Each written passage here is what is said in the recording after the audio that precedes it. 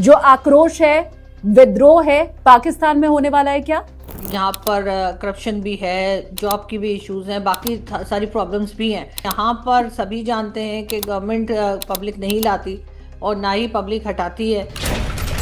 पाकिस्तान में भी क्या सोशल मीडिया निगरानी में है, बैन है? ट्विटर बैन किया गया था क्योंकि ट्विटर से ये बहुत घबराते हैं।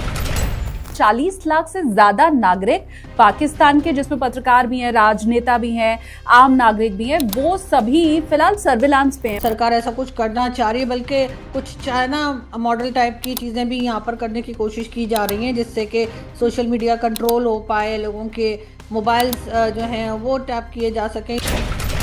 ऑपरेशन सिंदूर की ऐसी कौन सी सच्चाई आपने पाकिस्तानियों को बताई थी? ऐसा कौन सा आईना आपने अपनी सरकार को दिखाया था? क्या सरकार इतनी नाकाम है कि आतंकवादी के एनजीओ की मदद ली जा रही है? जीडी बख्शी साहब ने उसमें कहा कि इतना तो तेल का भंडार भी नहीं है जितना जाकर के अमेरिका को बेच आया। चाइना को भी हमने यही चूना लगा के रखा है कि जी हम वहाँ से आपको मिनरल्स मिल जाएंगे और ऑयल मिल जाएगा, और सेम वही चीज़ जो है वो अमेरिका के साथ भी हो रही है। पाकिस्तान 5 टुकड़ों में बटेगा, कितना आक्रोश। इन्होंने 71 से कुछ नहीं सीखा।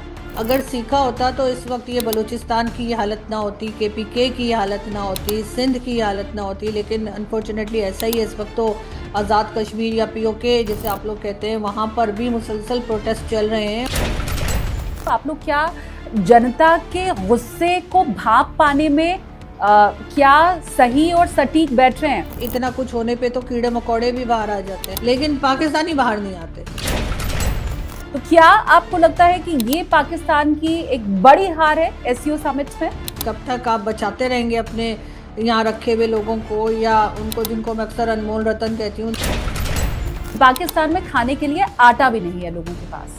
जिस कीमत पे मिल रही है, जो प्राइस है, वो डेफिनेटली ऐसी है जो पब्लिक अफोर्ड नहीं कर पा रही। आटा क्या भाव मिल रहा है, दाल क्या भाव मिल रही है वहाँ पे? चीनी की बात करूँ तो चीनी भी जो है वो 200 से ऊपर जा चुकी है उसकी प्राइस, यानी पर केजी।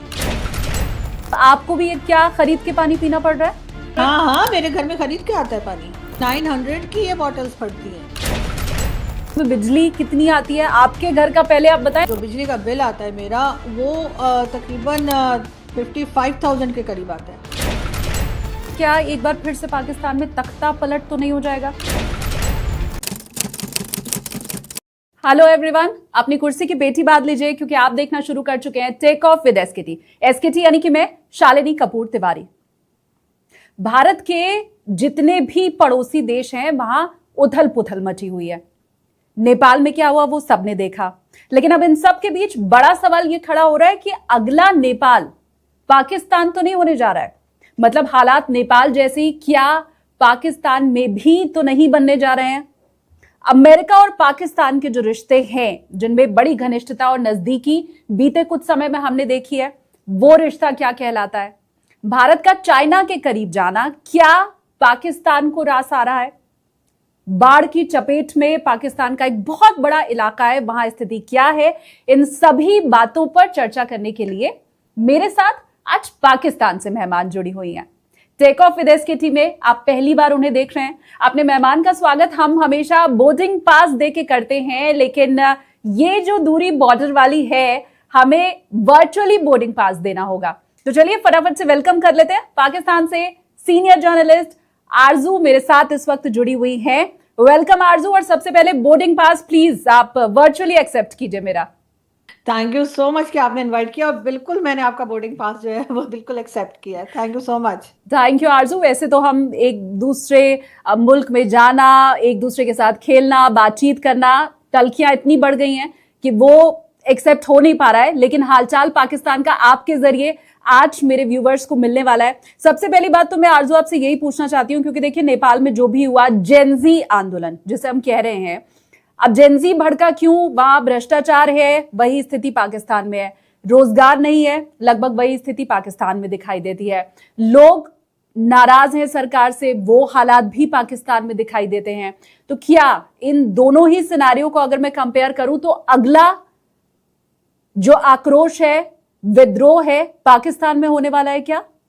देखिए, ये सारी प्रॉब्लम्स तो पाकिस्तान में हैं डेफिनेटली, जहाँ पर करप्शन भी है, जॉब की भी इश्यूज हैं, बाकी सारी प्रॉब्लम्स भी हैं। लेकिन मुझे नहीं लगता कि पब्लिक इस तरह से बाहर आएगी जैसे नेपाल में बाहर आई है। क्योंकि यहाँ पर आपने देखा ही है कि अभी तक हम 9 मई, जिसमें कि GHQ पे और कई जगह पर अटैक हुए थे, और जो पब्लिक ने किया था, इमरान खान के सपोर्टर्स थे, वो अभी तक अपनी सजाएं भुगत रहे हैं। उनको कहीं ना कहीं अरेस्ट किया जा रहा है, और कोर्ट के जरिए किसी को 5 साल, किसी को 10 साल की सजा सुनाई जा रही है। तो पाकिस्तान की पब्लिक इस तरह से बाहर नहीं आएगी। वैसे आई तो पहले भी कभी नहीं है, लेकिन अभी भी मुझे ऐसा लगता है कि इतनी हिम्मत नहीं हो पाएगी। ठीक है, ये सारी प्रॉब्लम्स हैं, लोग सोशल मीडिया के हद तक तो बात कर रहे हैं, लेकिन सिर्फ पाकिस्तान में ही नहीं, वो तो अगर मैं सोशल मीडिया की बात करूं तो वहां पर तो कुछ मुझे इंडियंस भी दिखे जो कि शायद कांग्रेस सपोर्टर्स थे या क्या थे, तो उन्होंने हर जगह की ही बात लिखी थी, भारत की भी लिखी थी। लेकिन ये कि पाकिस्तान में हमने ऐसा कभी देखा नहीं कि लोग बाहर आए हों। हाँ, बहुत पहले, कई साल पहले शायद, जब लोड शेडिंग वगैरह बहुत ज्यादा हुआ करती थी, तब लोग बाहर आते हैं। लेकिन गवर्नमेंट हटाने के लिए, गवर्नमेंट गिराने के लिए या चेंज करने के लिए कभी बाहर नहीं आई, क्योंकि यहाँ पर सभी जानते हैं कि गवर्नमेंट पब्लिक नहीं लाती और ना ही पब्लिक हटाती है। और यहाँ पर आपको मालूम है कि जो मिलिट्री स्टैब्लिशमेंट है वो इतनी स्ट्रांग है कि वही गवर्नमेंट लाती ले जाती है। उसमें लोगों का कोई रोल होता नहीं है। शायद इस वजह से ये लोग सोचते हैं कि कोई फायदा नहीं है बाहर निकलने का। इसे आप पाकिस्तान के फेवर में मानती हैं, हित में मानती हैं, या ये अहित है? अगर नेपाल जैसा आक्रोश वहां के युवाओं में, जेनजी में दिखाई दे और वो सड़कों पर आए और वो सरकार बनाए बजाय फौज के, ये क्या पाकिस्तान के फेवर में होगा, हित में होगा? डेफिनेटली पाकिस्तान के फेवर में होगा, अगर पब्लिक जो है वो अपने वोट के जरिए या वो अपनी बात के जरिए गवर्नमेंट को लाए, या गवर्नमेंट अगर काम ना करे और उनके हिसाब से ना चले तो गवर्नमेंट को हटाने के लिए अगर प्रोटेस्ट करे और उसके ऊपर रिजल्ट भी आए, तो डेफिनेटली ये पाकिस्तान के फेवर में होगा। लेकिन अनफॉर्चुनेटली ऐसा होता नहीं है। ना तो यहाँ पे वोट का कोई मतलब है, ना इलेक्शन का कोई मतलब है। इसलिए कि आपने देखा ही होगा कि जब नवाज शरीफ साहब के पास मैंडेट था तो उस वक्त इमरान खान प्राइम मिनिस्टर थे, और जब इमरान खान के पास मैंडेट आया तो शहबाज शरीफ साहब प्राइम मिनिस्टर हैं। तो इसका साफ और क्लियर मतलब तो यही है कि वोट की कोई इम्पोर्टेंस नहीं है, लोगों की बात की कोई इम्पोर्टेंस नहीं है। और जो मिलिट्री स्टैब्लिशमेंट है वो जिसको लाना चाहेगी उसी को लाएगी, इससे कोई फर्क नहीं पड़ता कि मैंडेट किसके पास है। मैं एक चीज और आरजू आपसे समझना चाहती हूँ कि पाकिस्तान में भी क्या सोशल मीडिया निगरानी में है, बैन है? क्योंकि हम नेपाल में ये देखते हैं कि एक बहुत बड़ी वजह लोगों के विद्रोह की, सड़क पर आने की, सोशल मीडिया बैन था। पहले वो आवाज सोशल मीडिया पर उठ रही थी, जब बैन कर दिया गया तो लोग सड़कों पर आ गए। क्या इसी तरह की पाबंदी या निगरानी पाकिस्तान में भी है, यूट्यूब, फेसबुक, इंस्टाग्राम, ट्विटर, इन सब के ऊपर? देखिए, पहले तो था, पहले जो कह लीजिए ट्विटर वगैरह है वो बैन था पाकिस्तान में। लेकिन जब से ये ऑपरेशन सिंदूर हुआ, उससे पहले या उससे कुछ ही अरसे बाद जो है वो गवर्नमेंट ने ये पाबंदी हटा ली, और वो जो ब्लॉक किया गया था वो हटा दिया गया। और उसके बाद से अभी तक ऐसा कुछ नहीं है। लेकिन उसमें भी यूट्यूब या बाकी इंस्टा वगैरह के ऊपर कुछ नहीं था, सिर्फ ट्विटर बैन किया गया था। क्योंकि ट्विटर से ये बहुत घबराते हैं, वहां पर इमरान खान के सपोर्टर्स बहुत ज्यादा आते हैं, और उसके बाद वो ना सिर्फ ये कि इस वक्त की गवर्नमेंट को, बल्कि फौज को भी इनका जो मन करता है वो बात करते हैं। और शायद अगर मैं कहूँ, इमरान खान की पार्टी या इमरान खान के सपोर्टर्स को जितना अच्छा सोशल मीडिया इस्तेमाल करना आता है वो पाकिस्तान में किसी भी दूसरी पॉलिटिकल पार्टी को नहीं आता। उनको मालूम है कि किस तरह से लोगों से बात करनी है, किस तरह से लोगों को अपने साथ करना है। और इमरान खान जो प्राइम मिनिस्टर बने या पॉपुलर हुए वो भी सोशल मीडिया की वजह से ही हुए। तो जाहिर है कि इससे घबरा गए ये लोग और इन्होंने ब्लॉक कर दिया था। लेकिन जब से ये ऑपरेशन सिंदूर हुआ है उसके कुछ दिन पहले, बल्कि पहलगाम के अटैक के बाद जो है यहाँ पर सोशल मीडिया बैन हटा दिया गया था। और जाहिर है कि उसकी एक रीज़न ये भी थी कि जो इनके अपने जो गवर्नमेंट के और एस्टेब्लिशमेंट के अपने लोग जो कि सोशल मीडिया पर एक्टिव थे, उनकी बात दुनिया तक जा सके, इसलिए भी हटाया गया था। और उसके बाद सभी ने देखा कि बहुत तेज़ी के साथ ट्वीट्स की गई, बहुत तेज़ी के साथ बात की गई, और इसलिए अभी तक तो फिलहाल इन्होंने सोशल मीडिया बैन नहीं लगा रखा। ये ज़रूर है कि तरह तरह के लॉज लाते रहते हैं कि अगर किसी ने कोई बात की या इस तरह से कुछ कहा तो उसके ऊपर ये केस कर देंगे, वो कर देंगे। कई लोगों को अरेस्ट भी किया है, लेकिन उससे ज़्यादा नहीं। तो ये मैं कहूंगी फिर तो ये एक अच्छी बात हुई ना कि ये ऑपरेशन सिंदूर के बाद पाकिस्तान में कम से कम जो लोग हैं उन्हें ये फ्रीडम मिल गया कि वो सोशल मीडिया के ऊपर अब एक्टिव हो पाएंगे। एग्जैक्टली हमें तो यही लग रहा है, हम तो डर भी रहते कि ऐसा ना हो कि इस सारे लड़ाई झगड़े के बाद ये दोबारा से सोशल मीडिया बैन ना हो जाए, जो कि अच्छा हुआ कि नहीं हुआ है अभी तक। अच्छा, एक चीज और मैं आरजू आपसे समझना चाहूंगी, क्योंकि एमनेस्टी इंटरनेशनल की रिपोर्ट शैडोज ऑफ कंट्रोल ये कहती है, जो मैं पढ़ रही थी, उसमें ये बताया गया कि 40 लाख से ज्यादा नागरिक पाकिस्तान के, जिसमें पत्रकार भी हैं, राजनेता भी हैं, आम नागरिक भी हैं, वो सभी फिलहाल सर्विलांस पे हैं। उनका फोन हो गया, सोशल मीडिया अकाउंट हो गया, डिजिटल डेटा उनका जो भी है वो निगरानी में रखा जा रहा है। और ये मैं इसमें समझना चाहती हूँ कि इसमें सच्चाई पहले तो कितनी है? क्या पाकिस्तानी सरकार अपने लोगों के ऊपर भी भरोसा नहीं कर रही है? 40 लाख बहुत बड़ा अमाउंट होता है। बिल्कुल ऐसा ही है। ये रिपोर्ट और ये न्यूज़ हम लोगों ने भी देखी है, और इसके बारे में पहले भी बात की जा रही थी कि सरकार ऐसा कुछ करना चाह रही है, बल्कि कुछ चाइना मॉडल टाइप की चीज़ें भी यहाँ पर करने की कोशिश की जा रही हैं, जिससे कि सोशल मीडिया कंट्रोल हो पाए, लोगों के मोबाइल्स जो हैं वो टैप किए जा सकें या उनकी रिकॉर्डिंग रखी जा सके। और ये पहले भी होता रहा, इमरान खान के टाइम पर भी यही सब कुछ हो रहा था, और इस वक्त भी यही सब कुछ कर रहे हैं। तो जाहिर है कि इसका मतलब ये है कि गवर्नमेंट चेंज होने से कुछ नहीं हो रहा। ये जो लोग कर रहे हैं वो कहीं और ही बैठे हैं, वो गवर्नमेंट का हिस्सा नहीं है, या कह लीजिए गवर्नमेंट चलाते जरूर है लेकिन वो गवर्नमेंट के लोग नहीं है। लेकिन यहाँ पर जाहिर इनको किस बात का डर है पता नहीं, लेकिन अपने ही लोगों से घबराहट जो है वो साफ जाहिर है। और सोशल मीडिया की वजह से बहुत चेंज आया है, लोग बात करने लगे हैं। पहले हम लोग 4-6 लोग थे जो यूट्यूब पर या कह लीजिए इंडियन टीवी पे या कहीं पर बात करते थे, तो लोग बड़े हैरान होते थे कि ये लोग कैसे बात कर लेते हैं पाकिस्तान में बैठकर, और ये क्या बात कर रहे हैं, क्योंकि इससे पहले तो कभी ऐसे लोग देखे नहीं थे इंडियन टीवी पे जो गलत को गलत और सही को सही कहें। लेकिन अब सोशल मीडिया की वजह से बहुत लोगों में हिम्मत आई है, लोग बात करने लगे, लोग बढ़ बढ़ के ऐसी चीजें बात करने लगे जो हमने भी पहले नहीं सुनी थी। तो इसलिए इस वक्त ये एक बहुत बड़ा चैलेंज बन चुका है पाकिस्तान की स्टैब्लिशमेंट और पाकिस्तान की गवर्नमेंट के लिए कि वो सोशल मीडिया को कैसे कंट्रोल करे। शायद इसी वजह से इस किस्म की चीज़ें हो रही हैं कि कभी रिकॉर्डिंग करते हैं और कभी कंट्रोल करने की कोशिश करते हैं। ये चीज़ यहाँ पर चल रही है काफ़ी अरसे से। कभी आपको लगा आरजू कि आपका भी फोन टैप किया जा सकता है, आपके ऊपर भी निगरानी रखी जा रही हो? क्योंकि खासकर पाकिस्तान के जो भी हालात है, वो जितना खुल करके आप बोलती हैं, मुझे लगता है उतनी हिम्मत पाकिस्तान में दूसरे जर्नलिस्ट के पास नहीं है। ज्यादातर लोग तो अपनी सरकार का साथ देते हैं, देश के पक्ष में बोलते हैं, वो चाहे सही हो या गलत हो। लेकिन आप जिस तरह से मुखर होके बोलती हैं, तो आपका फोन टैप हो रहा है या आप भी निगरानी में है क्या? बिल्कुल डेफिनेटली फोन भी टैप हो रहा होगा और निगरानी में भी होंगी। मेरे बैंक अकाउंट जो हैं वो भी फ्रीज किए गए हैं, उसके साथ मेरी जो ट्रैवल डॉक्यूमेंट्स हैं उनको भी सील किया गया है गवर्नमेंट की तरफ से। मतलब मैं पाकिस्तान से बाहर ट्रैवल नहीं कर सकती।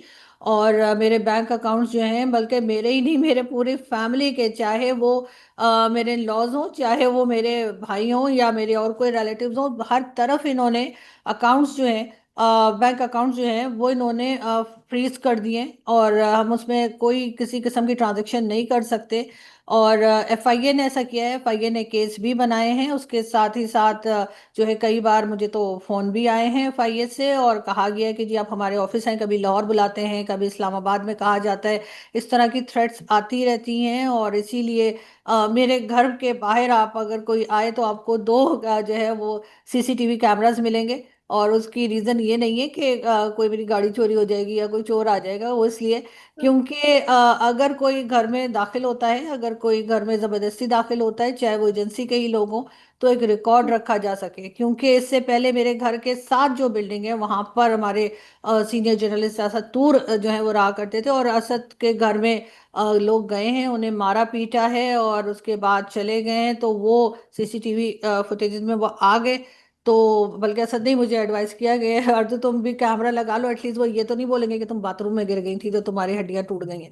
तो माय वो गॉड। यहाँ पर इस तरह से भी हम लोग रहते हैं, और लोगों को लगता है कि शायद हम बहुत खुल के बोलते हैं तो हमें कोई खतरा नहीं है। हमें हर तरह के खतरे रहते हैं, और कब तक नजर आ रहे हैं हम पता नहीं। लेकिन यहाँ पे चीजें जो हैं वो बहुत ज्यादा कंफर्टेबल नहीं है। लेकिन मैं तमाम ही हमारे जो जर्नलिस्ट बात करते हैं, आई डेफिनेटली से कि मेरे हमारे कंट्री के जो जर्नलिस्ट हैं बहुत बहादुर है। यकीनन बाकी कंट्रीज के भी होते होंगे, लेकिन हम लोग जिस तरह के इन्वायरमेंट में काम करते हैं, हम जिस तरह से बात करते हैं, तो मुझे लगता है शायद ही किसी जगह पर इस तरह के जर्नलिस्ट आपको मिलेंगे वरना अक्सर ऐसा होता है कि वो कहीं ना कहीं किसी पॉलिटिकल पार्टी के साथ, नहीं तो फिर मिलिट्री स्टैब्लिशमेंट के साथ मिल जाते हैं और फिर वो अपनी बात को पलट देते हैं। लेकिन हमारे यहाँ बहुत से आपको जर्नलिस्ट ऐसे मिलेंगे जो ऑपरेशन सिंदूर के बाद भी जिन्होंने अपनी बात वैसे ही रखी जैसे पहले रखते थे, जरा भी अपना जो पॉइंट ऑफ व्यू है वो चेंज नहीं किया। मैं दाद देती हूँ हिम्मत की आपकी आरजू, क्योंकि ये जितनी बातें आपने बताई इतना तो किसी को भी तोड़ने के लिए काफी होता है, और खास करके अगर वो एक फीमेल जर्नलिस्ट है। और आप कह रही हैं कि आपके इन लॉज के बैंक अकाउंट भी सीज कर दिए गए हैं, और इस तरह से कई मर्तबा आपको बुलाया गया है एक जगह दूसरी जगह, तो मुझे लगता है खास करके एक फीमेल जर्नलिस्ट को तोड़ देने के लिए या उसे शांत करा देने के लिए, उसका मुंह बंद कर देने के लिए इतनी वजहें तो काफी होती होंगी। मैं सैल्यूट करती हूँ और आपके हौसले की मैं दाद देती हूँ। ये आप मुझे एक बात बताएंगे आरजू, ये कितने साल से आपके बैंक अकाउंट फ्रीज हैं? ये बैंक अकाउंट इन्होंने इसी साल फ्रीज किए हैं। इस साल के स्टार्ट में इन्होंने जो है फ्रीज किए। मैंने ट्विटर पे लिखा भी था, वहां पे बहुत सारे हमारे जो मीडिया के लोग हैं, इवन हमारे कुछ पॉलिटिशियंस भी जो कि इस गवर्नमेंट के साथ नहीं है, उन्होंने भी वहां पे कमेंट किया और सबने कहा कि ये गलत कर रहे हैं और इन्हें ऐसा नहीं करना चाहिए। उसके बाद फिर हुआ ऑपरेशन सिंदूर और यूट्यूब चैनल्स बंद किए गए आपकी साइड से। तो आपको शायद पता हो या ना, लेकिन उसके कुछ अरसे के बाद पाकिस्तान में 27 चैनल्स ऐसे थे पाकिस्तान के जो पाकिस्तान की गवर्नमेंट ने खुद भी बैन कर दिए। उसमें भी मेरा चैनल शामिल था। तो मुझे कई लोग जो है वो इंडियन जर्नलिस्ट जो दोस्त भी हैं, उन्होंने ट्विटर पे लिखा भी कि आरजू तो दोनों जगह बैन हो गई है। तो उसके बाद जो है वो हमने ये किया, हम लोग जो जितने जर्नलिस्ट थे हमने खैर अलग अलग ही, लेकिन हम लोगों ने कोर्ट में जाकर और पिटीशन दायर की, इसलिए कि हमें ना बुलाया गया, ना हमें बताया गया, ना हमसे कुछ पूछा गया, और सीधे सीधे केस बनाकर कोर्ट के जरिए हमारे जो चैनल्स हैं उसके ऊपर बैन लगाने के लिए और उसको बंद कर देने के लिए यूट्यूब को लिख दिया गया। तो यूट्यूब वालों ने जो है हम लोगों को ईमेल किया और उसके बाद हमें पता लगा कि ये ऐसा कर रहे हैं। फिर हमने भाग दौड़ की, हमने अपने लॉयर्स खड़े किए और उसके बाद हायर कोर्ट में जाके अपील की कि जी ये ऐसा कैसे कर सकते हैं कि हमें ना बुलाएं, ना पूछें, ना बताएं कि हमने किया क्या है, और इस तरह से चैनल बैन किए जाएं पाकिस्तान में। तो उसके बाद एक एक करके हायर कोर्ट ने जो है वो जो पहले जो केस बना था उसको डिसमिस किया। तो हम तो यहाँ पर ये तक भुगतते हैं। हमारे यहाँ तो जो जर्नलिस्ट हैं वो बाहर भी अगर जो बहुत ज्यादा बात करते हैं, जो मेरा तो आपको पता, मैं तो मौलवियों को भी बोल देती हूँ, मैं तो इस्टेब्लिशमेंट को भी बोल देती हूँ, तो हम लोगों को थोड़ा सा बाहर निकलते भी एहतियात करनी पड़ती है कि ऐसा ना हो कि बाहर किसी किस्म की कोई प्रॉब्लम आए या कोई हिट करे या कुछ। तो यहाँ इस इन्वायरमेंट में हम लोग काम कर रहे हैं और उसके बाद ये कहते हैं कि जी कुछ नहीं है जी, यहाँ तो सब ठीक है। अगर सब ठीक होता तो क्या जर्नलिस्ट इस तरह से परेशान हो रहे होते? आप सोचिए, किसी के आपने एकदम आपने उनकी जो है ना वो हर तरफ से उनके पैसे रोक दिए हैं, ना आप किसी रिलेटिव से ले सकते हैं, ना आपके खुद के हैं, ना कुछ है, इन्होंने ये हाल करके रखा हुआ है। और बैंक के साथ साथ वो जो आई थिंक इंडिया में भी होता होगा कि फोन के जरिए भी आपको कुछ पेमेंट आ सकती है। तो यहाँ पर भी जो फोन सर्विसेज होती है, जैसे जैज एक मोबाइल सर्विस है, तो उससे तो मेरा तो वो भी बंद है और आज तक बंद है। और किसी तरीके से नहीं खोल रहे और कह रहे हैं कि जी आप एफआईए में जाएं, और एफआईए जाने का मतलब ये है कि वो आपको बिठा भी सकते हैं, वो आपको अरेस्ट भी कर सकते हैं, फिर आप भागदौड़ करते रहिए। जब इमरान खान को इतने टाइम से रखा हुआ है तो हम लोग क्या चीज़ है? ठीक बात। और मुझे लगता है आपकी ये बात हिंदुस्तान में लोगों को सुननी चाहिए, भारतवासियों को ये पता चलना चाहिए कि जो फ्रीडम ऑफ स्पीच की हम बात करते हैं उसकी कितनी आज़ादी हमें मिली हुई है। हम मीडिया के फ्रीडम की जो बात करते हैं उसमें भारत फिर पड़ोसी मुल्कों से कितना आगे है। आपकी इन बात से ज़रूर जो भारतीय हैं उन्हें समझ में आएगा कि पाकिस्तान की क्या हालत है, और फिर वो ये समझ पाएंगे कि कैसे भारत में उनका ट्विटर पे उन्हें कुछ भी बोलना, वो चाहे जिस भी हिसाब से बात कह रहे हैं, सरकार की आलोचना कर रहे हैं, उन सबकी कितनी छूट मिली हुई है। आपने जो तस्वीर दिखाई उसके बाद हमें ये समझ आएगा कि भारत की जो तस्वीर है वो तो बहुत सुखद है। अच्छा, मुझे एक चीज आप और आरजू बताइए, क्योंकि आपने कहा कि ऑपरेशन सिंदूर के बाद ये बैंक अकाउंट सीज किया जाना या आपको और ज्यादा निगरानी में रखा जाना शुरू हुआ, तो ऑपरेशन सिंदूर की ऐसी कौन सी सच्चाई आपने पाकिस्तानियों को बताई थी? ऐसा कौन सा आईना आपने अपनी सरकार को दिखाया था? मैं मान के चल रही हूँ कि शायद आपने भारत के फेवर में कुछ कहा होगा, ऐसा था आरजू? देखिए, बैंक अकाउंट्स वगैरह तो ऑपरेशन सिंदूर से पहले के ब्लॉक कर दिए थे इन्होंने, उससे पहले ही ठीक ब्लॉक है। हो गया था। और हम्म। बाकी तो इनको प्रॉब्लम रहती है ना, क्योंकि हम जब पाकिस्तान की बात करते हैं तो हम कोई भारत को फेवर नहीं कर रहे होते, लेकिन हम ये बात जरूर करते हैं कि हमारे यहाँ क्या कुछ गलत हो रहा है और हमारे क्या कुछ ठीक होना चाहिए। चाहे वो एजुकेशन सिस्टम है, चाहे वो हमारी इकोनॉमी है, चाहे हमारे यहाँ जो टेररिज्म सपोर्ट की जाती है, जो जनरल परवेज मुशर्रफ ने भी कहा कि जी हमने जिहादी तैयार किए, हमने बनाए अफगानिस्तान के लिए, हमने बनाए फलस्तीन के लिए या कश्मीर के लिए। तो जब हम ये बात करते हैं कि ऐसा अब रोक देना चाहिए, इन लोगों को सजा होनी चाहिए, चाहे वो हाफिज सईद हो या मसूद अजहर हो। अब हाफिज सईद को कहते हैं जी 31 ईयर्स की जेल कर दी है, तो वो तो हाउस राइट। अरेस्ट है। तो इमरान खान जो कि प्राइम मिनिस्टर रह चुके हैं, जिनके ऊपर टेररिज्म का कोई इल्जाम नहीं है, वो तो जेल में है, और हाफिज सईद जो है वो अपने घर में आराम से रह रहे हैं। तो जब हम इस तरह की बात करते हैं कि ये चीज़ गलत कर रहे हैं, और उस वक्त पाकिस्तान की जो हालत है वो नेपाल से भी ज़्यादा ख़राब है, और अगर पब्लिक निकले तो मेरा ख्याल है कि बहुत कुछ चेंज हो सकता है, लेकिन ये नहीं निकलने देंगे, और ना ही पब्लिक अभी पाकिस्तान की ऐसी है कि वो शायद हिम्मत ना करे। अगर आप ये बातें बताएंगे तो डेफिनेटली इनको अच्छा नहीं लगेगा, और फिर इसी वजह से जितने जर्नलिस्ट इस तरह से बात करते हैं वो तमाम के तमाम ही जो हैं वो एक तरह से समझें कि टारगेट पे या निशाने पे रहते हैं। और कईयों को तो खैर उठा के भी ले जाते हैं, और मारा पीटा भी जाता है, बहुत कुछ किया जाता है। एक अहमद नूरानी एक जर्नलिस्ट हैं जो कि अमेरिका रहते हैं, तो वो यहाँ नहीं है, तो उनके दो भाई जो हैं उनको उठा के ले जाए गए, और काफ़ी दिन तक वो नहीं मिले। मुझे जो अभी तक उठा के नहीं ले गए, शायद इस वजह से कि मैं फीमेल हूं, तो मैं उसका एक एडवांटेज मुझे सिर्फ ये रहा है कि अभी तक मुझे जो है वो पकड़ धकड़ के नहीं ले गए। बाकी ये जरूर है कि हर तरह से डराया धमकाया जाता है, रोका जाता है। मेन स्ट्रीम मीडिया जिस पे मैं खुद 6-7 साल काम करती रही हूँ, अब उस मेन स्ट्रीम मीडिया पे पिछले 4 साल से मैं बिल्कुल ब्लॉक हूँ। मेरा आना बिल्कुल लिखा हुआ है कि ये नहीं शो में आनी चाहिए। तो मैं आपको कभी पाकिस्तान के मेन स्ट्रीम मीडिया पे पिछले 4 साल से या 5 साल से पहले जरूर दिखी होंगी, लेकिन उसके बाद नहीं नजर आई जब से मैं यूट्यूब पर आई हूँ।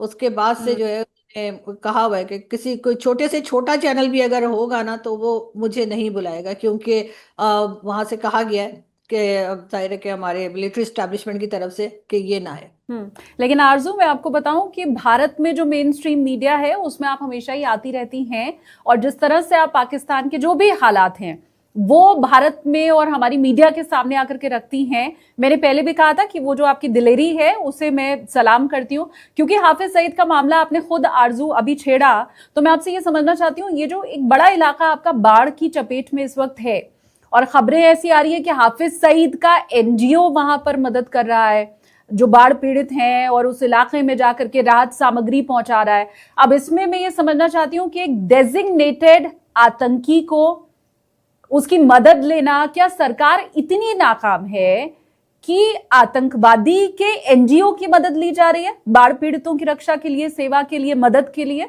देखिए, वो हाफिज सईद जो है वो डेजिग्नेटेड टेररिस्ट है, ऐसा आप लोग कहते हैं, ऐसा यूएन में लिखा हुआ है, लेकिन ऐसा पाकिस्तानी तो नहीं मानते। अगर आप मेरी जगह किसी भी और पाकिस्तानी को बुलाएं, वो जो कि चाहे पीएमएलएन जो इस वक्त की पॉलिटिकल पार्टी उनके मेंबर हों या किसी और पार्टी से हों, तो वो तो आपको यही बताएंगे कि हाफिज सईद तो हीरो है पाकिस्तान में जी, वो तो बड़ा नेक काम करते हैं, वो तो रिलीजन की बड़ी मदद कर रहे हैं, या रिलीजन के लिए काम कर रहे हैं, या वो तो कश्मीर की आज़ादी के लिए काम कर रहे हैं। उनको तो कोई बोलेगा ही नहीं कि ये टेररिस्ट हैं या इनको कोई सजा होनी चाहिए। और अगर आप उनसे ये पूछें, जो कि मैंने खुद सुना इंडियन टीवी पर, जो पीएमएलएन की एक गई थी, उन्होंने कहा कि जब एंकर ने कहा कि अच्छा अगर हाफिज सईद इतना हीरो है तो आप लोगों ने अरेस्ट क्यों कर रखा है, तो उन्होंने कहा कि वो इसलिए कि आप लोगों से बचाने के लिए, क्योंकि आप लोग अटैक कर सकते हैं, तो हमने उनकी जान बचाने के लिए उनको अरेस्ट कर रखा है। तो यहाँ तो इस तरह की बातें चलती हैं, आपको शायद अंदाजा नहीं है, लेकिन यहाँ पे इसी तरह के लोगों को सपोर्ट भी किया जाता है। अगर आप सलमान तासीर साहब को देखें, जो हमारे गवर्नर थे पंजाब के, और उनको जिस आदमी ने मारा था मुमताज कादरी, ब्लास्फेमी का इल्जाम लगाकर, तो जब मुमताज कादरी को सजा हुई तो उसको सपोर्ट करने के लिए जो हमारे लॉयर्स बाहर आए थे वो इतनी बड़ी तादाद में थे कि मैं हैरान हो गई कि यहाँ पर पढ़े लिखे लोगों का ये हाल है, उनके दिमाग का, कि इस तरह के लोग को सपोर्ट कर रहे हैं। मुमताज कादरी के लिए जो है उसके जनाजे में इतने लोग निकले थे बाहर कि आप हैरान हो जाएंगे, आपको लगेगा पता नहीं कौन सा नेशनल हीरो मर गया है। तो जब माइंडसेट ही ऐसा होगा तो फिर हाफिज सईद की एनजीओ या हाफिज सईद की ऑर्गेनाइजेशन अगर कहीं काम करेगी पाकिस्तान में, तो कम से कम मुझे तो हैरत नहीं होती। लेकिन मेरा सवाल तो ये था कि क्या सरकार इतनी नाकाम है, सरकार के पास क्या इतनी सुविधाओं की कमी है कि किसी दूसरे की मदद लेनी पड़ रही है, आतंकी की मदद लेनी पड़ रही है? ये क्या सरकार की नाकामी आप देखती हैं इसमें? देखिए, सरकार तो इतने ज्यादा बड़े स्केल पे मेरे ख्याल है कर नहीं पा रही है, और इसमें नाकामी तो पता नहीं, लेकिन ये जरूर है कि कई एनजीओ बाहर निकलती हैं और काम करती हैं, और उसमें हाफिज सईद की भी एक शामिल हो गई होगी, जो सब मिलकर ही कर रहे होंगे, इसलिए कि इस वक्त जो डैमेजेस हुए हैं वो बहुत ज्यादा हैं। वो सरकार अगर चाहे भी तो अकेले नहीं कर सकती। अब तो सारी दुनिया से जो है डिफरेंट कंट्रीज से इनको फंड्स भी आने शुरू हो गए हैं, जो कि हमेशा ही आते हैं, और मेरा ख्याल है उसी के लिए बहुत ज्यादा शोर भी किया जाता है। तो हम्म। सरकार तो यही चाहती है कि चाहे हाफिज हम्म। सईद हो, चाहे कोई भी हो, उनकी ऑर्गेनाइजेशन आए और इनके साथ काम करें, और इस वक्त भी यही हो रहा है। अच्छा, ये जो भारत और चाइना की नजदीकी बढ़ी है, ट्रम्प साहब ने जब टैरिफ लगाने की बात कही, उसके बाद चाइना जिस तरह से खुल के भारत के साथ आ गया, तो उसके ऊपर पाकिस्तानियों का क्या रिएक्शन है? वहां पर लोग क्या समझ रहे हैं? क्योंकि अब तो ये हिंदी चीनी भाई भाई फिर से हो रहा है। नहीं, उसके लिए इतने परेशान नहीं है, बिकॉज जो चाइना है उसकी इतनी ज्यादा इन्वेस्टमेंट ऑलरेडी पाकिस्तान में हो चुकी है कि अगर वो चाहे भी तो हमें छोड़ के नहीं जा सकता। ऐसा ऐसा मानना है। तो मेरा ख्याल है उसमें इतनी इशू नहीं है। और वैसे भी अमेरिका के साथ तो आपके टर्म्स पहले भी थे, एक बार फिर खराब हुए, फिर दोबारा से सही हो गए। लेकिन चाइना के साथ ये जरूर है कि हो सकता है कि पाकिस्तान को कुछ इन्वेस्टमेंट वगैरह जो आनी है सीपीसी फेज 2 के लिए, वो शायद स्लो हो जाए। उससे ज्यादा कुछ घबराहट नहीं है, इसलिए कि चाइना के पास भी कोई दूसरा रास्ता नहीं है। चाइना कभी भी भारत के साथ बहुत अपने टर्म्स चाहे अच्छे कर ले, लेकिन एक कहीं ना कहीं पे एक डाउट तो रहेगा एक दूसरे के ऊपर। ऐसे में पाकिस्तान ही जो है, पाकिस्तान का ख्याल है कि पाकिस्तान ही है जिस जो कि चाइना के काम आ सकता है। तो इसलिए आपके साथ अगर, यानी भारत के साथ अगर चाइना के टर्म्स ठीक हो भी रहे, तो पाकिस्तान में उसको लेकर कोई कुछ खास परेशानी नहीं है। चाइना और भारत की नजदीकी पर भले पाकिस्तान जो है वो परेशान नहीं है, लेकिन ट्रंप के ऊपर कितना भरोसा आप लोगों को है, मैं ये भी जानना चाहती हूँ। मतलब पाकिस्तान को चाइना पर तो पूरा भरोसा है, क्या अमेरिका पर भी पूरा भरोसा है? जैसा अभी आपने खुद ही कहा कि ट्रंप साहब ने पहले टैरिफ लगाने की बात कही, अब वापस से नजदीकी बढ़ना शुरू हो गया है, पीएम मोदी के ट्वीट को वो रीट्वीट कर रहे हैं। तो ऐसे ट्रंप साहब जो अभी कुछ कहते हैं, फिर कुछ कहते हैं, फिर कुछ कह देते हैं, तो उनके ऊपर भरोसा है पाकिस्तान को फिर? देखिए, यहाँ पे सबके एक दूसरे के साथ बेनिफिट्स जो है ना वो जुड़े हुए हैं, किसी को किसी पे ट्रस्ट नहीं है। ये ट्रम्प ही थे ना जिन्होंने कुछ टाइम पहले कहा था कि पाकिस्तान $33 बिलियन खा के बैठ गए और हमारा कुछ काम नहीं किया। तो अब उसके बाद अचानक से ट्रम्प जो है वो तारीफ करना शुरू हो गए, फील्ड मार्शल को बुला लिया लंच पे, और इंडियन इकोनॉमी को डेड इकोनॉमी बोलने लगे। तो मेरा नहीं ख्याल कि ट्रम्प जो है वो दूसरे दिन क्या बात कर देंगे इसको लेकर। पाकिस्तान जो है वो बहुत ज़्यादा कॉन्फिडेंट है, या पाकिस्तान को कोई भरोसा है या ट्रस्ट है ट्रम्प के ऊपर। हम सिर्फ मेरा ख्याल है कि काम चला रहे हैं कि आज क्या मूड है ट्रम्प का, उस हिसाब से काम करते हैं। और उससे पहले अमेरिका के साथ तो हमने अफगानिस्तान के टाइम पर भी आप जानती हैं कि किस तरीके से काम किया था। तो उसी चीज़ को इस वक्त भी कैच करने की शायद कोशिश की जा रही है, चाहे ईरान को लेकर हो, या अब तो खैर कतर भी बीच में आ गया है। तो अब देखते हैं कि ये किस तरीके से आगे बढ़ते हैं, लेकिन ट्रस्ट तो किसी किसी के ऊपर नहीं किया जा रहा।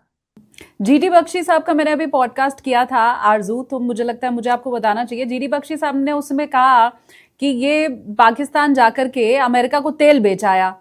उनका ये कहना था कि इतना तो तेल का भंडार है ही नहीं पाकिस्तान के पास। रिपोर्ट्स भी कुछ इसी ओर इशारा कर रही हैं कि इतना तो तेल का भंडार भी नहीं है जितना जाकर के अमेरिका को बेच आया पाकिस्तान। ये जीडी बख्शी साहब का भी कहना था कि ये तो मूर्ख बना रहा है पाकिस्तान।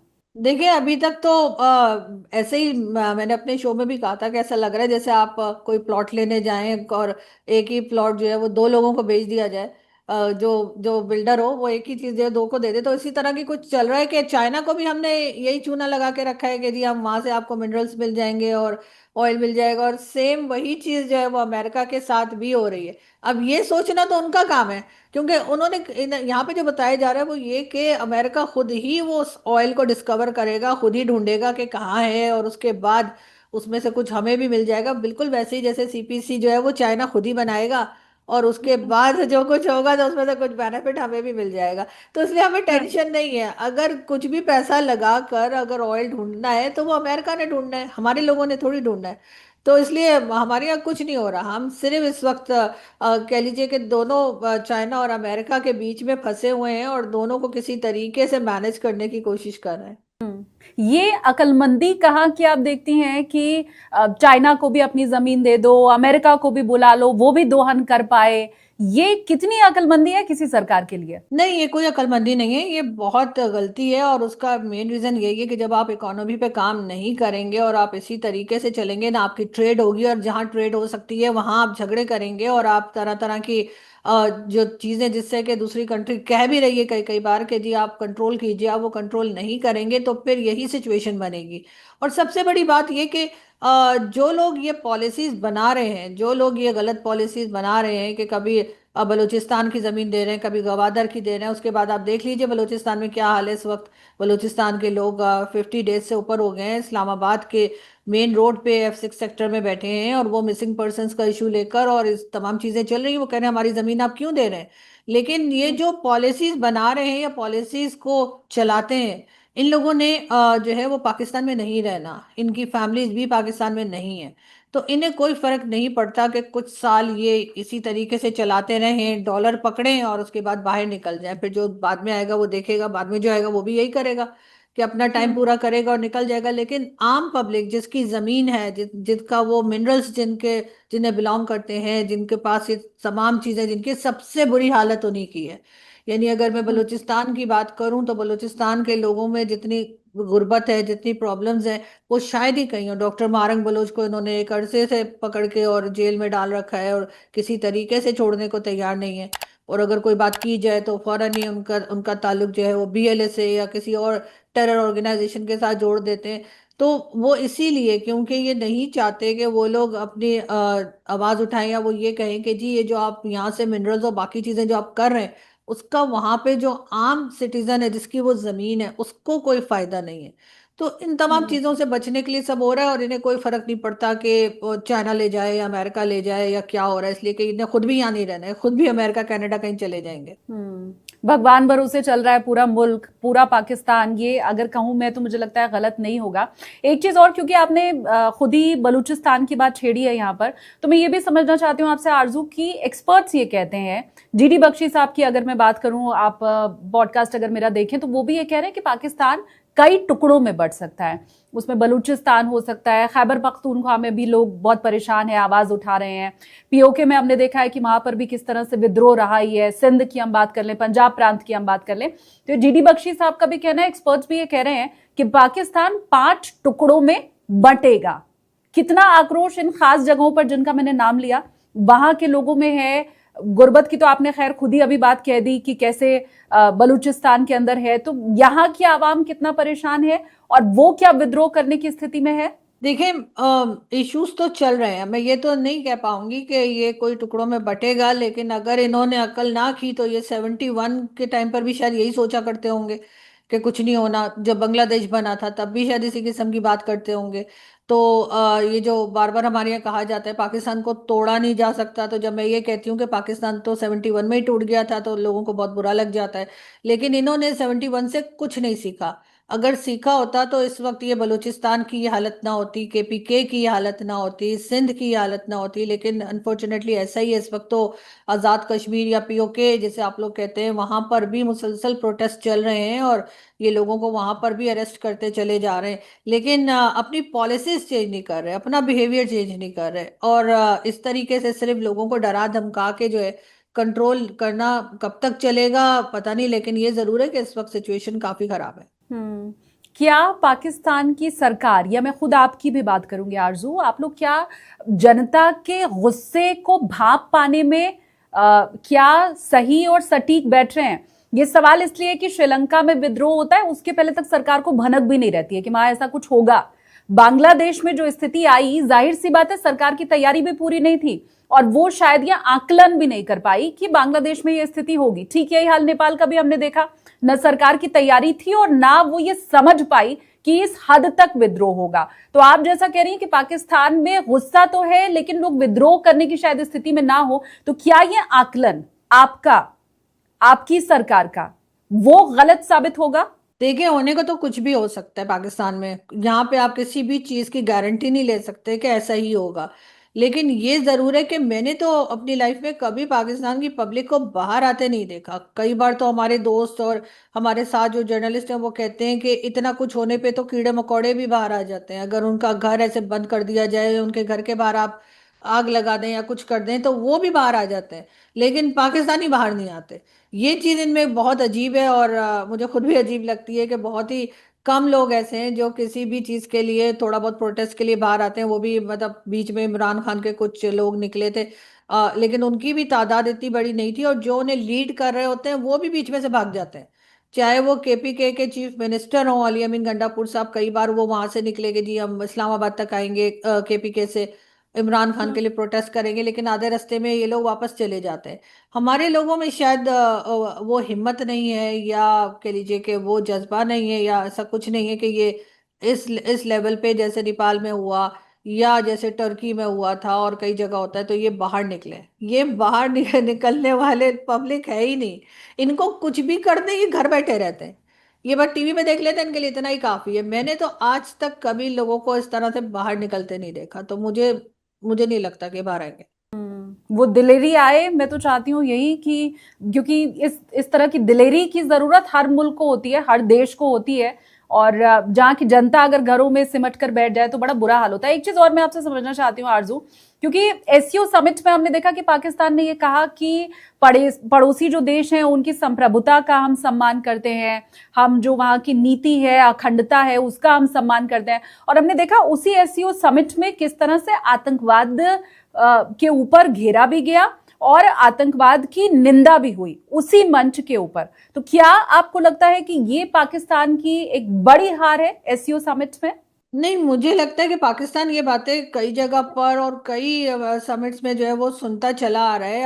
अब टाइम वो आ गया है कि अब इनको इसके ऊपर एक्शन करना चाहिए। कब तक आप बचाते रहेंगे अपने यहाँ रखे हुए लोगों को, या उनको जिनको मैं अक्सर अनमोल रतन कहती हूँ, जो हमने पाले हमने बनाए, उनके ऊपर अब एक्शन करने का टाइम आ गया है। क्योंकि पाकिस्तान अब खुद भुगत रहा है।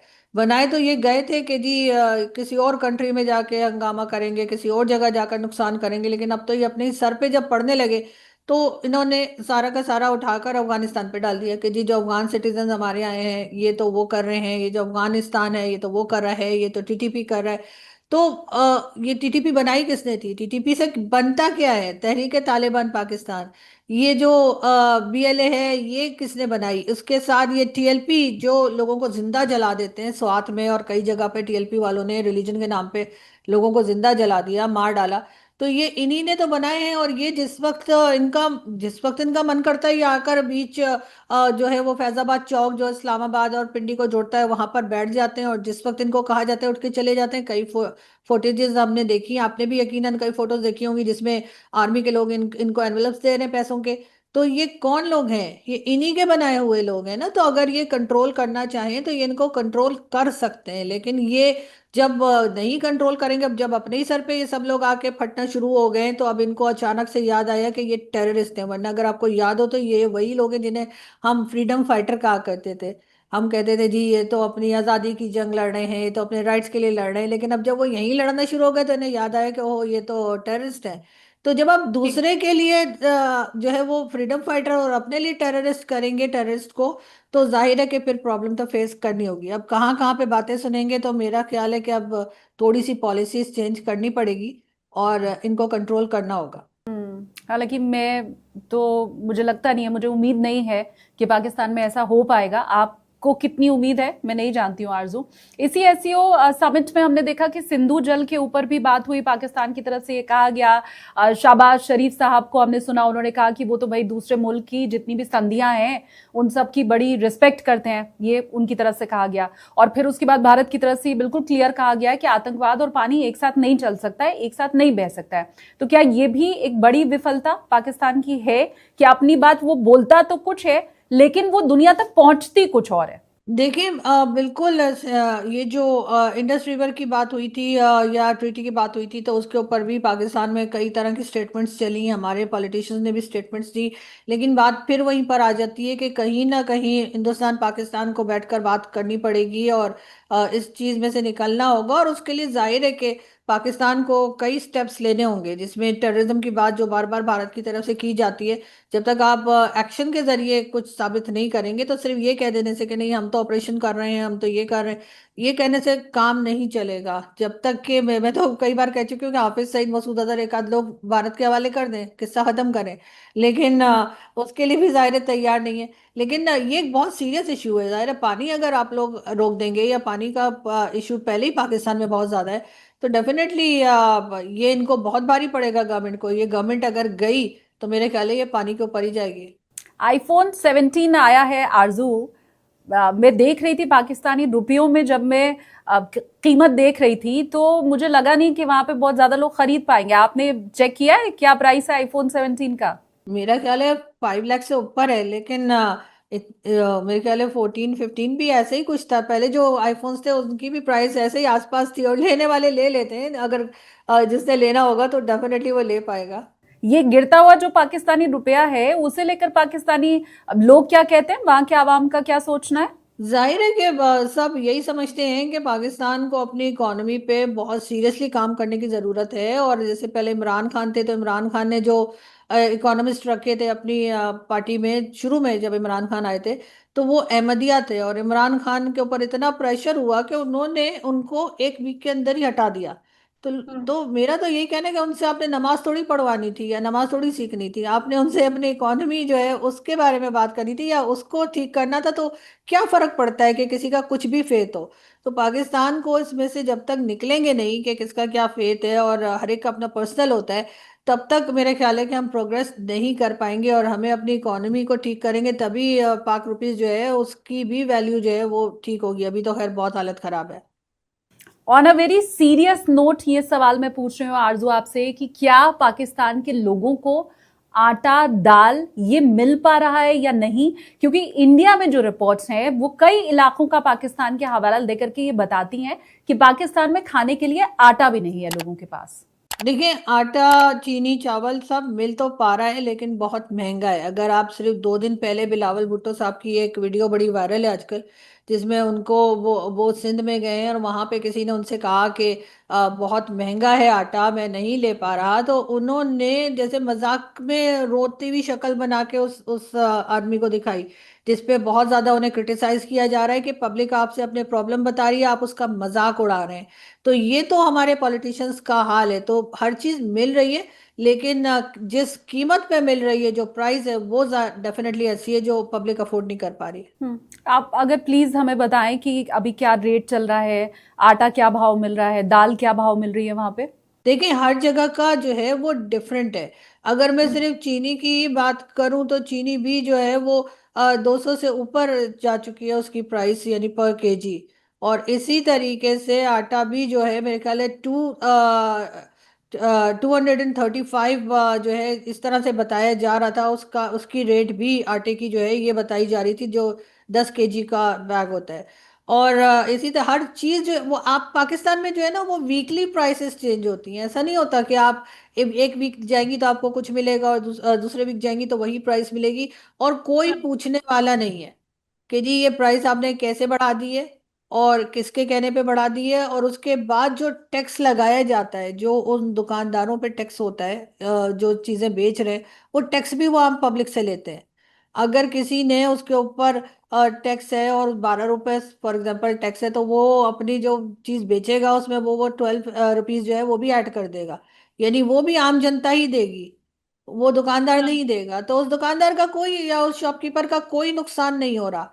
वो नुकसान सिर्फ और सिर्फ पब्लिक का हो रहा है। यहाँ पर हर चीज, चाहे वो मेडिकल की हो, चाहे वो आम जिंदगी की चीजें हो, हर चीज इतनी महंगी हो गई है कि यहाँ पर लोग जो हैं वो बहुत मुश्किल में है। लेकिन हमारी गवर्नमेंट को अगर आप सुने तो वो यही कहेंगे कि बड़ी खुशहाली चल रही है। यहाँ पर मिडिल क्लास है वो तो तकरीबन खत्म हो गई है। यानी 45% से नीचे पॉवर्टी लाइन के नीचे लोग रह रहे हैं, 45% से ज्यादा लोग। तो कितना माय बच गॉड। गया मतलब। ये मैं नहीं कह रही, ये रिपोर्ट है बाकायदा पाकिस्तान के ऊपर कि 45% से ज्यादा लोग जो है वो पॉवर्टी लाइन के नीचे रह रहे हैं, लेकिन हमारे लोगों को कोई फर्क नहीं पड़ रहा। हमारी जो गवर्नमेंट है या हमारे वो लोग जिनके हाथ में पैसा आता है IMF का, वर्ल्ड बैंक का, उन्हें कुछ भी नहीं फर्क पड़ता, बल्कि उसके साथ ही वो अपने निकल पड़ते हैं, कभी कनाडा में, कभी UK में, कभी कहीं पे अपनी प्रॉपर्टीज लेने के लिए। हम्म। पेट्रोल का भी मैं चाहती हूँ अगर आप हमें बता सकें क्या भाव चल रहा है, क्योंकि जाहिर सी बात है पेट्रोल का दाम ज्यादा होगा तभी जो बाकी चीजें हैं वो महंगी मिल रही हैं वहां पर। देखें, पेट्रोल का भी जैसे मैंने आपसे कहा ना, एक दिन गवर्नमेंट जो है वो 6 रुपए कम कर देती है, दूसरे दिन 12 रुपए बढ़ा देती है। इस तरह से यहाँ पर वीकली ये पेट्रोल की प्राइस जो है वो भी बढ़ती और कम होती रहती है। अभी भी मेरे ख्याल है 273 पर लीटर चल रही है। और माय उसके बाद गॉड। गवर्नमेंट का जब मन करेगा वो बोलेंगे जी चले जी 6 रुपीज कम कर दिए हैं, उसके अगले दिन फिर बढ़ा देंगे। लेकिन वो सिर्फ पेट्रोल की प्राइस नहीं होती है, पेट्रोल के साथ हर चीज बढ़ जाती है। पानी तक बढ़ जाता है। हम लोग तो यहाँ पे पानी भी खरीद कर पीते हैं ना, लोगों के घरों में जो पानी आता है तो हाँ। वो पीने काबिल तो नहीं होता, तो लोगों को तो पानी भी खरीदना पड़ता है। जो पीने का यानी ड्रिंकिंग वाटर जो है वो भी खरीदना पड़ता है। तो आप उसको ही समझ लीजिए कि वो कितना महंगा जो है लोगों को पड़ रहा है, कि जब हमें एक पानी का गिलास भी हमें फ्री का ना मिलता हो। हाँ, ये पानी जो आप खरीदने की बात करिए ये गांव के और दूर दराज इलाके में या शहरों में भी है, मतलब आपको भी ये क्या खरीद के पानी पीना पड़ रहा है? हाँ हाँ, मेरे घर में खरीद के आता है पानी। क्या बात कर रही हैं? वीकली वीकली बॉटल्स आती हैं वीकली, बिल्कुल, लीटर की पीने बॉटल्स जो होती पीने है का वो। पानी आरजू आप खरीद के पीती हैं? हाँ, हम पीने का पानी खरीद के पीते हैं। और माय गॉड। वीकली आती है, और वीकली आती हैं ये बॉटल्स। मुझे तकरीबन वीकली मुझे 900 की ये बॉटल्स पड़ती हैं। मैं हैरान हूं आरजू, तो ये चुनावी मुद्दा नहीं होता है क्या कि हम घरों तक पीने का पानी पहुंचाएंगे? यहाँ क्या, आपको अगर बलूचिस्तान में आप जाएं, आपको बलूचिस्तान में भी, जिसको कि ये कहते हैं कि जी CPC बना रहे हैं और ये कर रहे हैं वो कर रहे हैं, वहां पर भी लोगों के पास पीने का पानी नहीं है साफ। तो पानी की सप्लाई कैसे होती है? पानी की सप्लाई होती भी है आरजू? पानी की सप्लाई जो होती है ना, या बोरिंग की हुई है, बहुत से लोगों ने बोरिंग कर रखी है और कई जगह सप्लाई होती है, तो वो पीने का तो नहीं होता, वो पानी पीने काबिल तो नहीं होता वो। माय उससे आप गॉड। ठीक है, आप डिश वॉशिंग कर सकते हैं, आप कपड़े धो सकते हैं, आप हो सकते हैं नहावा भी सकते हैं, लेकिन आप पी नहीं सकते उस पानी को, ड्रिंकिंग वाटर नहीं है वो। आप अगर कंफर्टेबल हो आरजू, आप क्या मुझे ये बता पाएंगी कि आप कौन से इलाके में रह रही हैं पाकिस्तान में?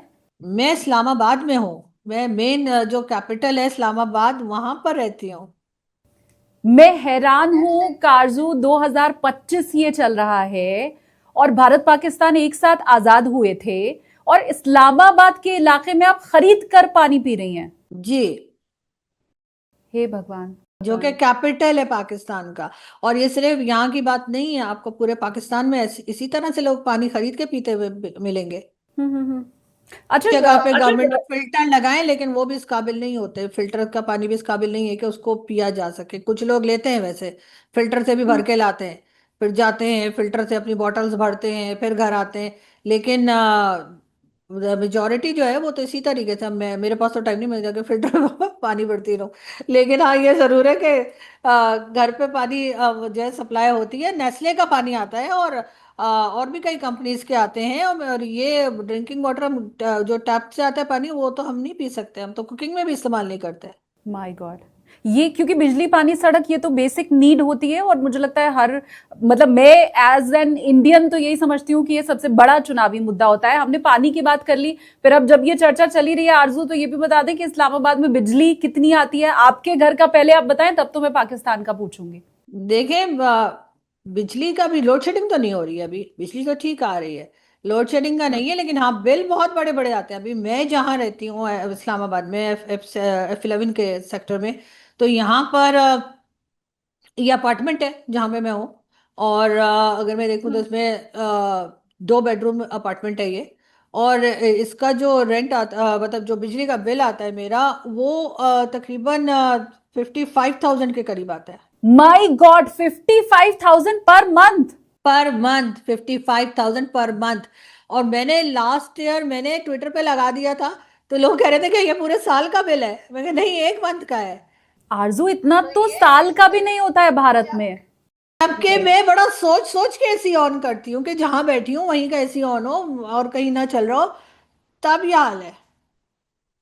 हे भगवान, ये दिल्ली वालों जरा सुन लो, देश की राजधानी दिल्ली जहां पर मुफ्त बिजली मुफ्त पानी सरकार देती चली जा रही है। आरजू, मैं नहीं जानती आपको कितना मालूम है कितना नहीं मालूम है, लेकिन दिल्ली में मुफ्त बिजली ये 200 यूनिट पहले किया था अरविंद केजरीवाल ने और अब वो बढ़ा दिया गया है। ऐसे ही जो पानी है उसकी भी एक लिमिट है कि आप 10,000 लीटर, मेरे ख्याल से वो उतना अगर आप खर्च करते हैं, 20,000 लीटर, शुरुआत में 10,000 लीटर था, अब बढ़ा के 20,000 लीटर कर दिया गया। इतना अगर आप इस्तेमाल करते हैं तो आपको पानी का बिल नहीं देना पड़ेगा, बिजली का बिल नहीं देना पड़ेगा। और उसके बाद भी 55,000 रुपया 2 BHK में आरजू साल का बिल नहीं भरता है एक भारतीय, महीने की तो खैर में बात ही क्या। कैसे कैसे रहे आप लोग? पता नहीं ऐसा ही है कि बस लोग इसी तरीके से जी रहे हैं और यही मुश्किल है। और ये तो मैं आपको कम बता रही हूँ, मतलब मेरा तो 55 से ज़्यादा भी कई बार आ जाता है, लेकिन और लोगों का भी यही हाल है। और मेरी मेड जो है वो, उसकी बेचारी की सैलरी जो है वो 12,000 है और उसका बिजली का बिल 15,000 का आता है। और वो मुझे कल मुझे कह रही थी कि मेरा 15,000 बिजली का बिल आया है। और मतलब यहाँ पर यही इन्होंने कर रखा है। कुछ हालात जो है ना वो इस काबिल नहीं है कि आम इंसान जो है वो जी सके या ये कह सके कि हाँ जी हम बड़ी अच्छी। इसीलिए तो 45% से ज्यादा लोग पॉवर्टी लाइन के नीचे हैं। और क्या रीजन बनी है? क्योंकि जो लोग जब लोगों का आप ये हाल कर देंगे कि उनके इलेक्ट्रिसिटी के बिल इस तरह से आएंगे तो डेफिनेटली वो पॉवर्टी लाइन के नीचे ही चले जाएंगे ना, ऊपर कैसे रह पाएंगे? क्या मतलब, मुझे तो नहीं सुन के लग रहा है आरजू कि कुछ हालात बदलने वाला है। बदलेगा भी तो कितना बदल जाएगा? पाकिस्तानी उम्मीद कर रहा है? नहीं, कोई उम्मीद नहीं कर रहा। ये गवर्नमेंट ही है जो कहती रहती है कि बड़ा कुछ ठीक हो जाएगा और लोग बड़े खुशहाल हो जाएंगे, लेकिन हमने तो अभी तक जो सिचुएशन है वो उसको बिगड़ता हुआ ही देखा है, बनता हुआ नहीं देखा। लोग यहाँ पर भी लोग ऐसे हैं जिनके पास, बहुत सारे लोग ऐसे जिनके पास जॉब नहीं है, बेरोजगार हैं, परेशान हैं। मेडिकल अगर ज़रूरत पड़ जाए तो लोगों का और बुरा हाल हो जाता है कि मेडिकल बहुत महंगा है। सब कुछ चीज़ें ऐसी चल रही हैं, लेकिन मेरा ख्याल है कि गवर्नमेंट का, जैसे मैंने आपसे कहा कि क्योंकि ये लोग यहाँ रहते ही नहीं है, ये चले जाएंगे कोई कनाडा कोई अमेरिका, तो इन्हें कोई परवाह नहीं कि आम पब्लिक क्या करती है। और इतने बुरे हालात पर जब आपके नेता अमेरिका पहुंचते हैं तो जाकर के कहते हैं सिंधु का पानी रोका तो हम तोड़ देंगे, हम फोड़ देंगे, हम परमाणु शक्ति वाले देश हैं, परमाणु हमला कर देंगे। आटा दाल है नहीं खाने को और बातें ऐसी आरजू। देखिए, ये पॉलिटिकल स्टेटमेंट्स होती है ना, ये तो देनी ही है। मैं तो कई बार कहती हूँ कि भाई अपनी इकोनॉमी को ठीक करें, अपने लोगों के हालात को ठीक करें, उसके बाद कोई बात करें। ये सिर्फ बार बार न्यूक्लियर वेपन्स की बात क्या सुनाते हैं? वो जो भुट्टो साहब ने कहा था ना कि हम घास खाएंगे लेकिन एटम बम बनाएंगे, तो आज हम घास ही खा रहे हैं। ये भी मुझे बताएं कि क्या एक बार फिर से पाकिस्तान में तख्ता पलट तो नहीं हो जाएगा? क्योंकि असीम मुनीर के हालात तो ऐसे ही लग रहे हैं और जो स्थिति आप पाकिस्तानियों की, पाकिस्तान की बता रही हैं वो भी इसी ओर इशारा कर रहे हैं। एक और बार तख्ता पलट पाकिस्तान में? देखें, पाकिस्तान में कुछ भी हो सकता है, इससे पहले भी कई बार हुआ है, तो मैं ये तो नहीं कह सकती कि नहीं हो सकता। लेकिन कब होगा या कैसे होगा ये कुछ कहा नहीं जा सकता, क्योंकि हर गवर्नमेंट आके यही कहती है कि जी हम बहुत मजबूत हैं। जुल्फिकार अली भुट्टो से लेकर इमरान खान तक सबको लगता था कि इन्हें कोई नहीं हटाएगा। इमरान खान को भी लगता था कि वो 10 साल के लिए आए हैं। और इसीलिए जब हमने इमरान खान के ऊपर क्रिटिसिज्म किया या इमरान खान को उस वक्त जो कुछ फैसले ले रहे थे उस पर कहा कि गलत है, तो उनके लोगों ने बहुत बुरा भला कहा, बहुत कुछ सुनाई मुझे और मेरे जैसे कई दूसरे लोगों को, क्योंकि उनको लगता था कि वो 10 साल के लिए आए हैं तो हम कुछ भी कर लें। लेकिन इमरान खान 10 तो क्या 5 साल भी नहीं रह पाए। तो अब इसी तरीके से आगे भी यही लगता है कि शहबाज शरीफ साहब भी जो है वो शायद अपना जो टेन्योर है वो कंप्लीट ना कर पाए।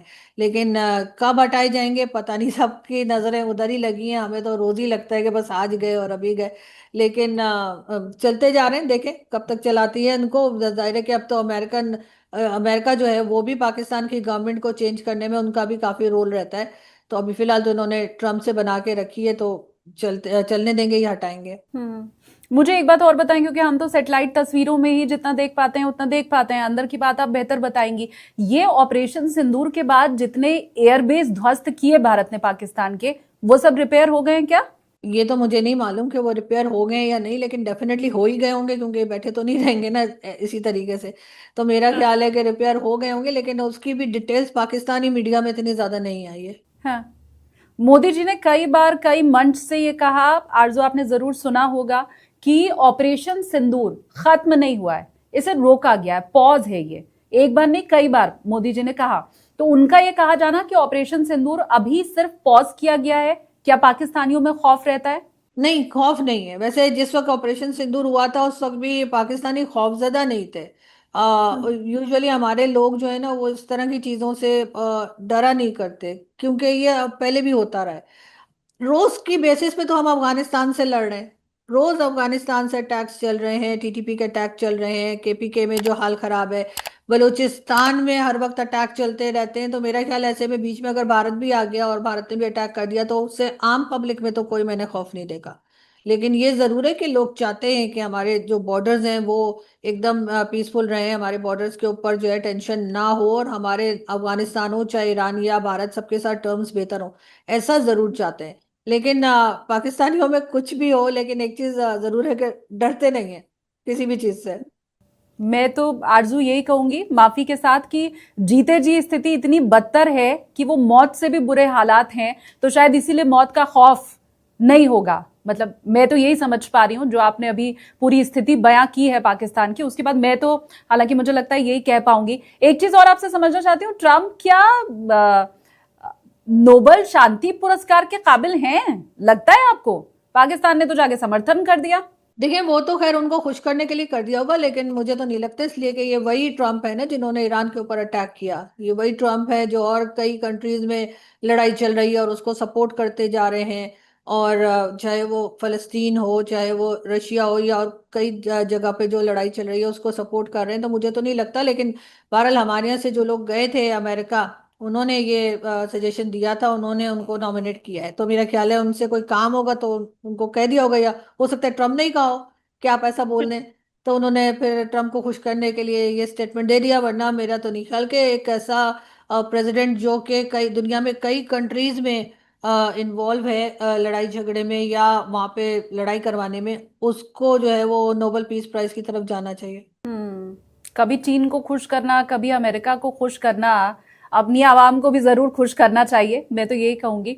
एक चीज और मुझे आप बताइए कि हमारे जो आर्मी चीफ है ना, उन्होंने रामभद्राचार्य जी, हमारे यहाँ धर्मगुरु एक हैं, उन्हें ये वायदा किया था, क्योंकि मैंने पॉडकास्ट रामभद्राचार्य जी का भी किया था, जब दीक्षा लेने हमारे आर्मी चीफ उनके पास गए तो उनसे बदले में गुरु दक्षिणा में रामभद्राचार्य जी ने पीओके मांगा, और हमारे आर्मी चीफ ने उन्हें यह वायदा किया कि 2 साल में लाके दे दूंगा। स्टेक आपका इस पर क्या है? नहीं, मुझे नहीं लगता कि पीओके जो है उसके ऊपर इस तरह से सिर्फ बात करके के ला देंगे, ऐसा कुछ हो पाएगा। लेकिन ये ज़रूर है कि कश्मीर के ऊपर जो है वो डेफिनेटली डायलॉग होना चाहिए, बातचीत होनी चाहिए और इसका कोई हल निकलना चाहिए, क्योंकि सबसे मेन इशू यही है हिंदुस्तान पाकिस्तान के बीच में। लेकिन कोई हम वहाँ से जम्मू कश्मीर ले लेंगे जो हमारे यहाँ बोला जाता है, या आप लोग ले लेंगे, तो वो इतना आसान नहीं है। मुझे नहीं लगता कैसा हो पाएगा। बातें भी मुझे नहीं लगता है आरजू हो पाएगी। वो बड़ा फेमस गाना है, कस्में वादे प्यार वफा सब बातें हैं, बातों का क्या, क्योंकि इसके पहले भी कई मर्तबा दोनों देशों के बीच में बातचीत हो चुकी है, हल तो बहरहाल तब भी नहीं निकला था। मुझे आप ये बताएं कि एक तरफ तो आपकी सरकार है, जैसा आपने खुद कहा कि ट्रंप को खुश करने के लिए कह दिया होगा, और दूसरी तरफ हमारे यहाँ मोदी जी हैं जो ट्रंप का कई बार फोन भी नहीं उठाते हैं। अब आखिरकार ट्रंप साहब ने खुद कह दिया कि वो बात करना चाहते हैं भारत के साथ, या मोदी जी के ट्वीट को भी उन्होंने रीट्वीट किया है। तो एक तरफ आपकी सरकार और दूसरी तरफ वही पाकिस्तानी, जब मोदी जी को देखते हैं, उनके फैसलों को देखते हैं, तो क्या वहां भी उनकी तारीफ होती है? देखिए, मोदी जी तो खैर इमरान खान का फ़ोन भी नहीं उठाते थे, और इमरान खान ने भी कहा था कि वो जो है कॉल कर रहे हैं और मोदी जी फ़ोन नहीं उठा रहे। मगर ये ज़रूर है कि अब आगे किस तरह से चला जाएगा। लेकिन मोदी जी खैर फेमस तो हैं पाकिस्तान में, ऐसा तो नहीं है कि पाकिस्तान में फेमस नहीं है। पाकिस्तान में काफ़ी लोग उन्हें पसंद भी करते हैं, लेकिन जाहिर है कि बहुत से लोग ऐसे भी हैं, गवर्नमेंट के भी और गवर्नमेंट के बाहर भी, जो उन्हें पसंद नहीं करते। लेकिन कई लोग जो है वो उनकी उनकी तारीफ़ करते हैं। इवन इमरान खान की भी जब गवर्नमेंट चली गई थी तब भी इमरान खान ने कहा था कि मोदी जी के बारे में कि वो करप्ट नहीं है, उनके ऊपर किसी किस्म का करप्शन के कोई चार्जेस नहीं है। अपने लोगों के लिए उन्होंने बहुत काम किया है पाकिस्तान के लिए, चाहे पॉलिसीज हमें पसंद ना आए। मगर पीएम मोदी जो है वो पाकिस्तान में कई लोग जो है उनकी तारीफ भी करते दिखते हैं। अब क्योंकि आरजू मैं लैंडिंग की बात हमेशा अपने पॉडकास्ट में करती हूँ, टेक ऑफ की बात करती हूँ, तो अब हम लैंडिंग की ओर आगे बढ़ते हैं। भारत पाकिस्तान का मैच है। सिर्फ एक छोटा सा सवाल आपसे ये जानना चाहती हूँ कि क्या भारत पाकिस्तान के बीच में क्रिकेट मैच के या फिल्म एक्टर एक्ट्रेस, ये जो सारा व्यापार चल रहा होता है, आप उसके फेवर में रहती हैं? मैं बिल्कुल फेवर में रहती हूँ। मुझे लगता है कि कहीं ना कहीं एक विंडो जो है वो ओपन होनी चाहिए, कहीं ना कहीं एक विंडो रखनी चाहिए कि बातचीत हो सके। जाहिर है कि हम पड़ोसी हैं, आप ना आप लोग कहीं और जा सकते हैं ना हम कहीं और जा सकते हैं, तो कम से कम थोड़ा सा एक स्पेस ऐसी रहे जहाँ पर हमारे लोग मिल सकें, बात कर सकें। अब देखें ना, मैं और आप भी बात कर ही रहे हैं, तो इस तरीके से मेरा ख्याल है कि फिल्म्स हो या क्रिकेट हो, वो होनी चाहिए। मीडिया को एक दूसरे से डिस्कनेक्ट नहीं करना चाहिए, ये भी मैं चाहती हूँ। क्योंकि जब से ऑपरेशन सिंदूर हुआ, बल्कि उससे भी पहले, जब से आप लोगों ने मीडिया बैन किया है, बहुत से मेरे जो इंडियन फ्रेंड्स हैं, मीडिया फ्रेंड्स हैं, वो पूछते रहते हैं कि वहाँ पर क्या हो रहा है या वहाँ क्या बात हुई है। जबकि उससे पहले वो आराम से ट्विटर पे और यहाँ वहाँ जो हमारे चैनल्स हैं उसको चेक कर लिया करते थे। तो मेरे ख्याल है मीडिया बैन करने से कुछ फायदा नहीं होता है। इनको जो है वो अनबैन या अनब्लॉक ही रहना चाहिए, ताकि हम एक दूसरे को देख सकें कि हम बात क्या कर रहे हैं। वरना पहले एक ज़माने में जब इंडियन मीडिया पाकिस्तान ने बैन किया था, तो मेरे फादर भी जर्नलिस्ट थे, तो वो कहते थे कि ये पाकिस्तान अजीब कंट्री है जो सुनना ही नहीं चाहता कि उसके बारे में जो दूसरी तरफ जिन्हें हम दुश्मन समझ रहे हैं वो हमारे बारे में बात क्या कर रहे हैं।